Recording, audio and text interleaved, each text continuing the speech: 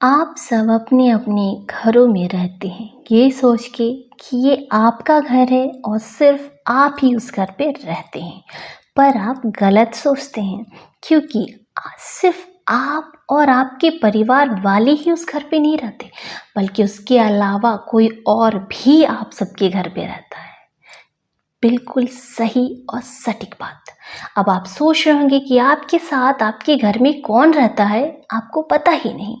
तो ये कहानी, ये कथा, ये बातें आपके लिए है, क्योंकि आप सबको जानना बहुत ज़रूरी है कि आप सबके घर में कौन रहता है और वो अच्छा है या बुरा। क्योंकि अगर वो अच्छा है तो आपके जीवन में तरक्की तरक्की है, और अगर वो बुरा है तो फिर आपकी ज़िंदगी में तरक्की नहीं होगी, क्योंकि वह आपकी तरक्की में रुकावट बन के खड़ा है। तो पूरी वीडियो को अंत तक देखिए, समझें और सुने, तभी आपको समझ में आएगा कि आपके घर में कौन है, और तभी आप उसका उपाय करेंगे कि उसको कैसे घर से निकालना है, ताकि आपकी ज़िंदगी अच्छे से चले, आप सफलता के शिखर तक पहुँचे। तो आइए शुरू करते हैं। वीडियो को स्टार्ट करने से पहले चैनल को सब्सक्राइब जरूर कर लीजिएगा, क्योंकि यहाँ पे आपको सुखी ज़िंदगी के सारे उपाय बताए जाते हैं। इसमें आपको ना कोई पैसा लगेगा, ना आपको कोई परेशानी होगी। आप घर बैठे बैठे अपनी सारी समस्याओं का समाधान पा सकते हैं। तो चलिए शुरू करते हैं। क्या आप जानते हैं कि आपकी घर की दीवारें सब सुनती हैं?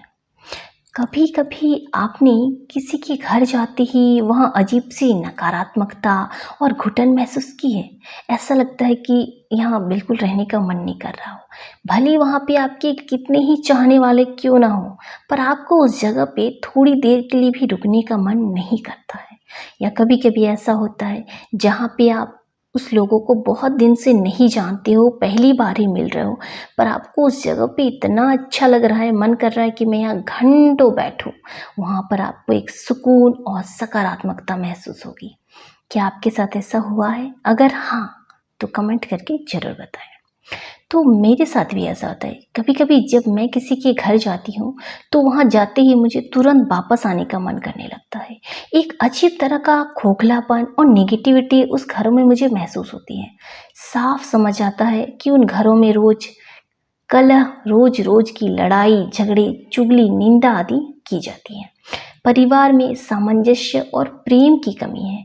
वहाँ कुछ पलों में ही मुझे अजीब सी बेचैनी होने लगती है। जबकि जब मैं जाता हूँ तो सब शांत बैठे रहते हैं, पर ना जाने क्यों इतनी बेचैनी और इतनी घबराहट, इतना मन उद्विग्न हो जाता है कि मन करता है कब यहाँ से निकलूं।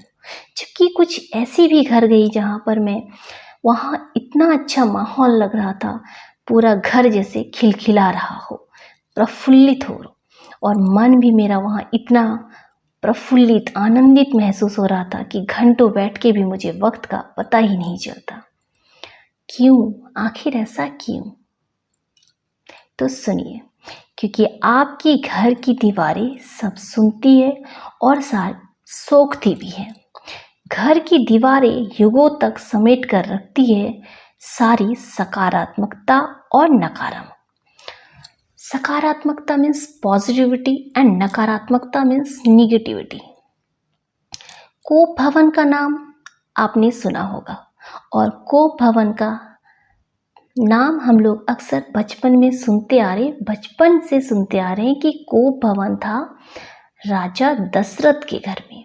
और जब माता कैकेयी गुस्सा हो गई थी तो वो कोप भवन में जाके बैठी थी। ये तो आप सबको पता होगा, रामायण में ये हमने सब सुना है कि कोप भवन में तो पहले सिर्फ राजा महाराजाओं के घरों पे नहीं, बल्कि आम पब्लिक जैसे हम सब के घरों में भी एक कोप भवन होता था। पर अभी हमने वो कहानी और कथाओं में ही सुना है, देखा नहीं है।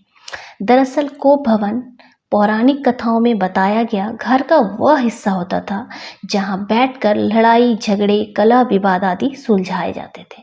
और उस वक्त भी हमारे पुरखे सकारात्मक और नकारात्मक ऊर्जा के प्रवाह को अलग अलग रखने का प्रयास करते थे।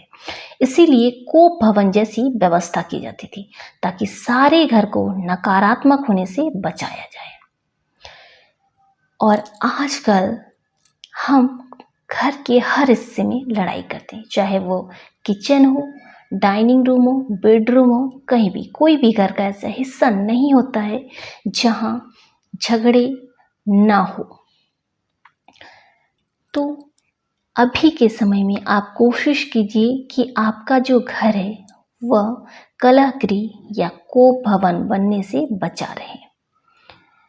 घर पर सुंदर तस्वीरें, फूल पौधे, बगीचे, सुंदर कलात्मक वस्तु इत्यादि से आप घर का श्रृंगार बेशक कर लेते हैं, पर आपका घर सांस लेता है आपकी हंसी ठिठोली से, मस्ती मजे से, खिलखिलाहट से, बच्चों की शरारतों से, बुजुर्गों की संतुष्टि से, घर की स्त्रियों के सम्मान से, पुरुषों के सामर्थ्य से।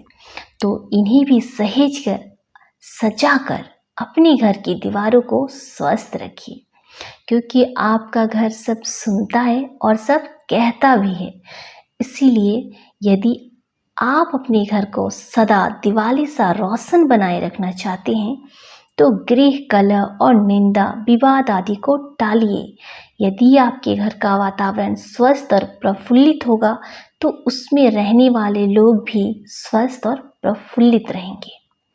फिर आपको ना कोई बीमारी होगी और न ही आप निगेटिविटी से घिरे रहेंगे।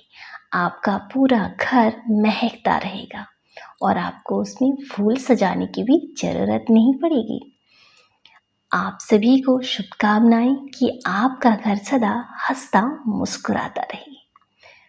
तो ऐसे ही सुंदर सुंदर जानकारी के लिए और अपने जीवन में छोटी बड़ी गलतियों को सुधार कर जिंदगी को सुंदर और सुखमय बनाने के लिए चैनल को सब्सक्राइब जरूर करें, क्योंकि यहाँ पे आपको बिना पैसे खर्च किए सुखी रहने के सारे रहस्य बताए जाते हैं। फिर मिलूंगी एक नई कहानी के साथ, जिनसे कि आप सबको प्रेरणा मिल सके और आपका जीवन सुंदर बन सके। श्री शिवाय नमस्ते।